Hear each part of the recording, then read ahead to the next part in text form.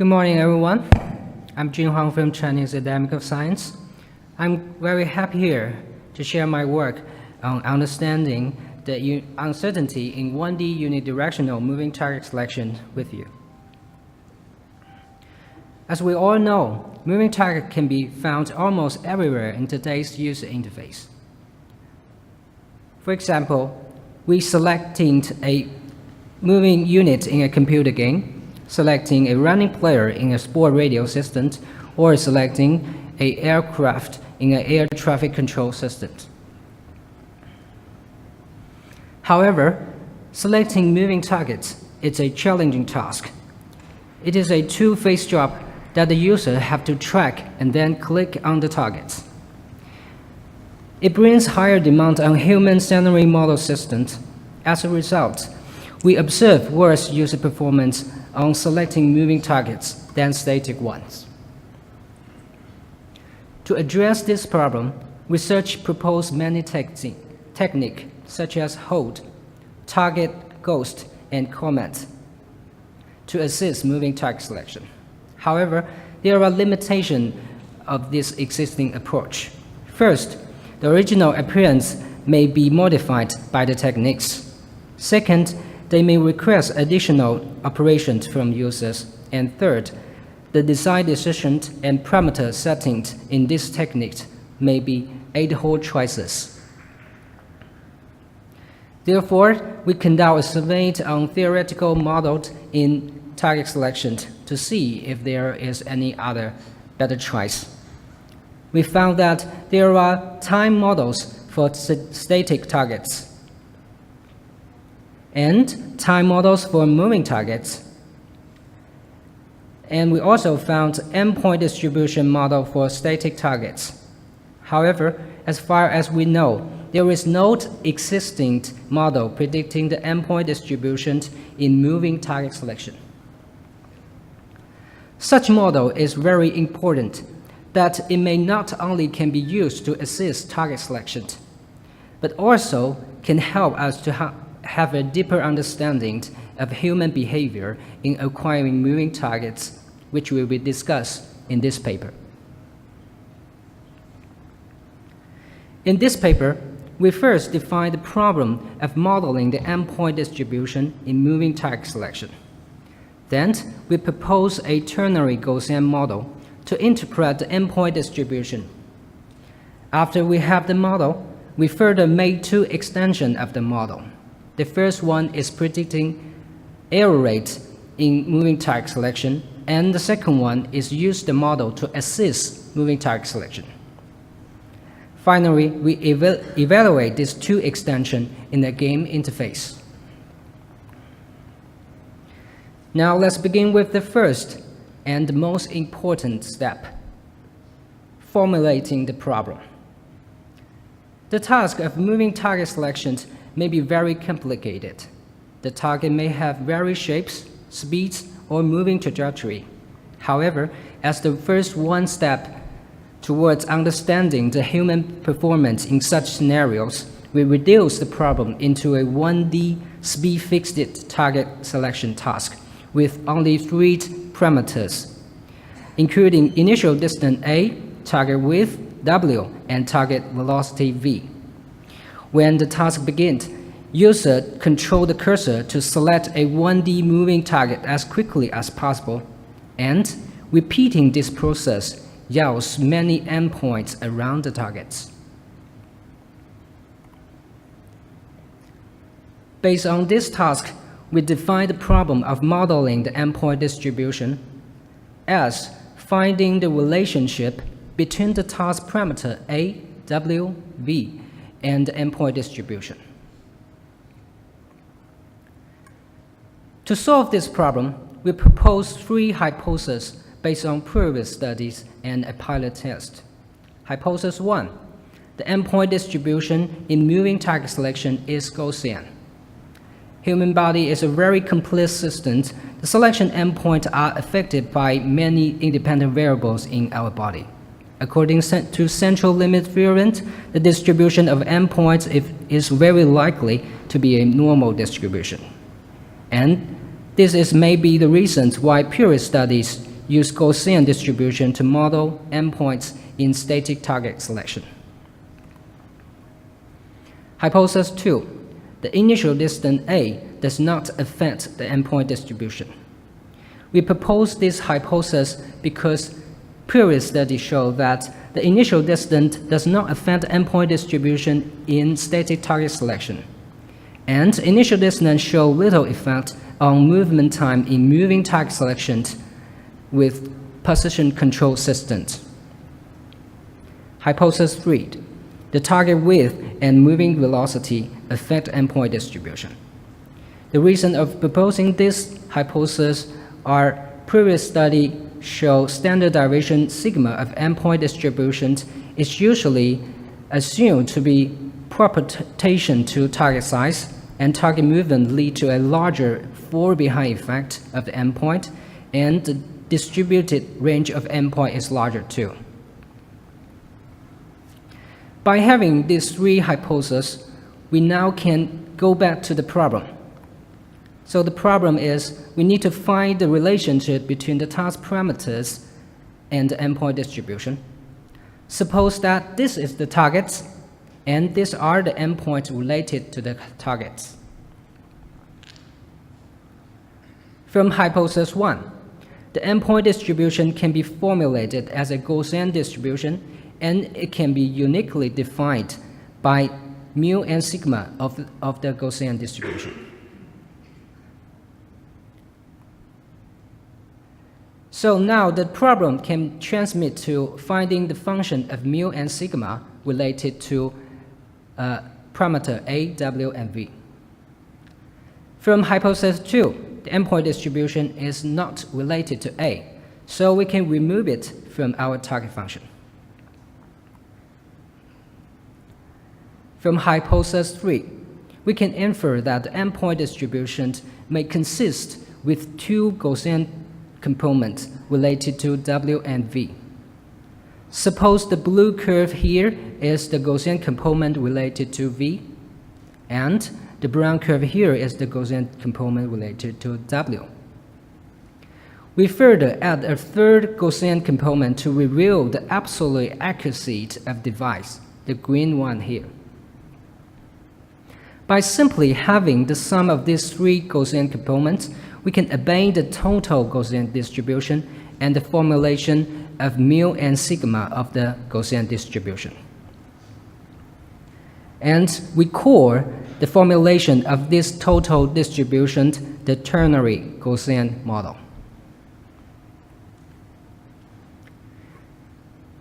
We conduct a set of experiments to test the hypothesis and evaluate the Ternary-Gaussian model. The first experiment is for investigating the effect of initial distance and verifying hypothesis 2. The second experiment is for investigating the effect of width and velocity and verifying hypothesis 3. We run a normality test on the data from both experiments for testing hypothesis 1. Note that the target can either move away or move towards the cursor in the scenes. So we conduct two blocks of tests in experiment 2, considering the effects of two moving directions of the targets. We recruit 12 subjects. The experiments were conducted on a desktop computer with a Corman CPU and 23-inch LED display. The pointed device was a computer mouse with 1000 dpi. Now the results. All distributions of in experiment 1 and experiment 2 passed the normality test. So the endpoint distribution of moving target selection is Gaussian. And in experiment 1, we observe both mu and sigma of the endpoint distribution show no significant difference across all the 4A level.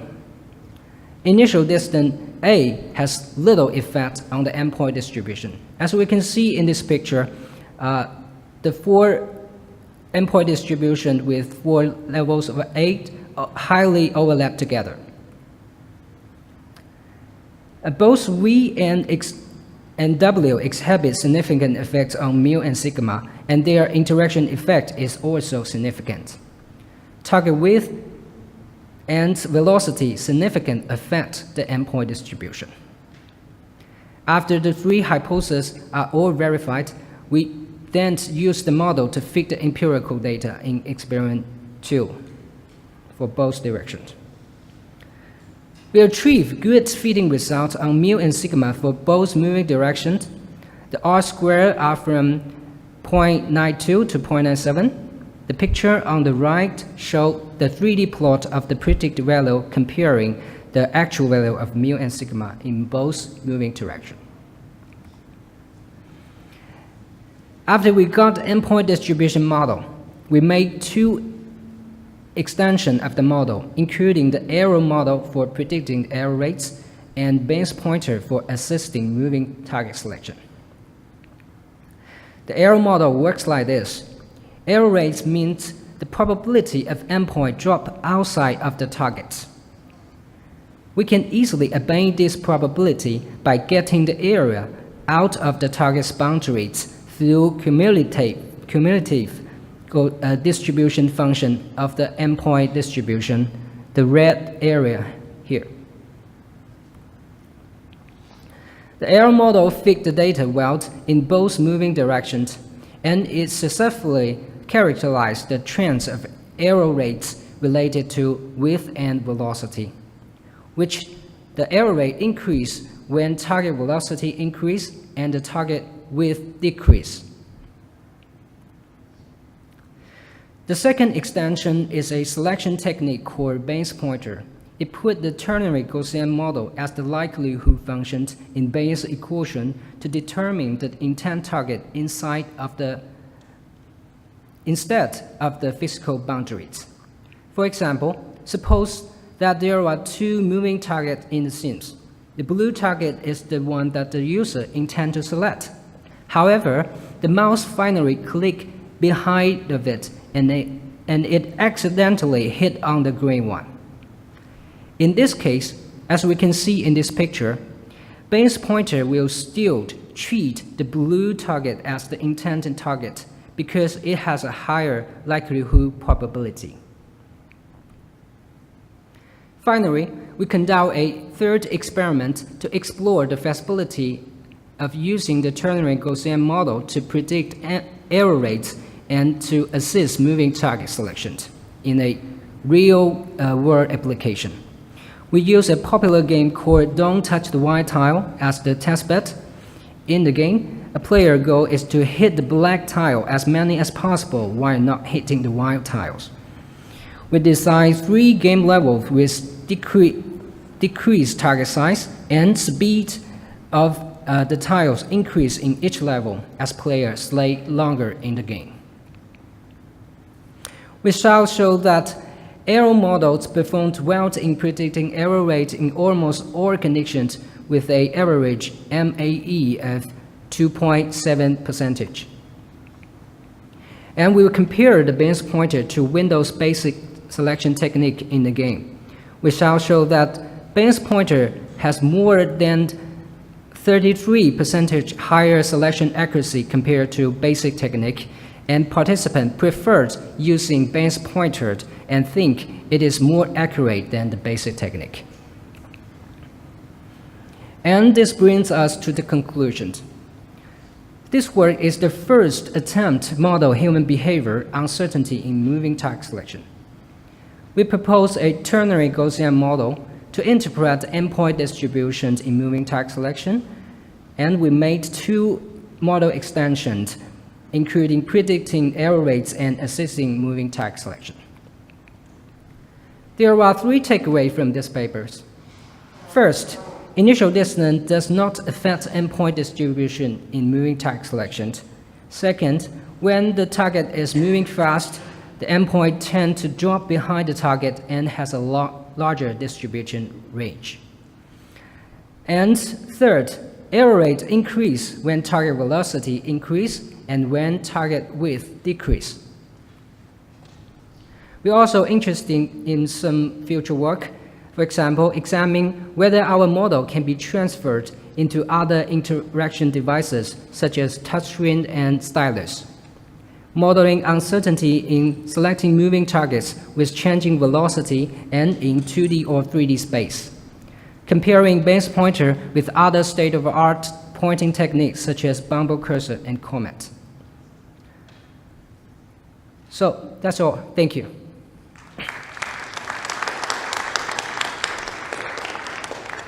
Please step up to the microphone for the questions, and please state your name and affiliation. Hi, nice Hi. work. Scott McKenzie from York University.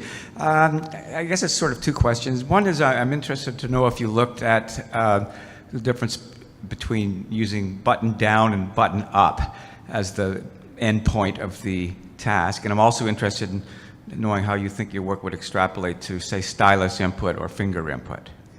Okay. Actually, we're using the button down.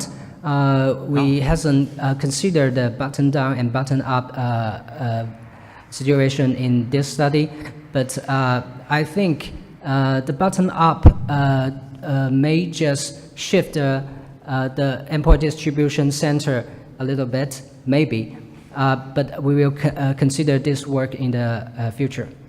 And another question?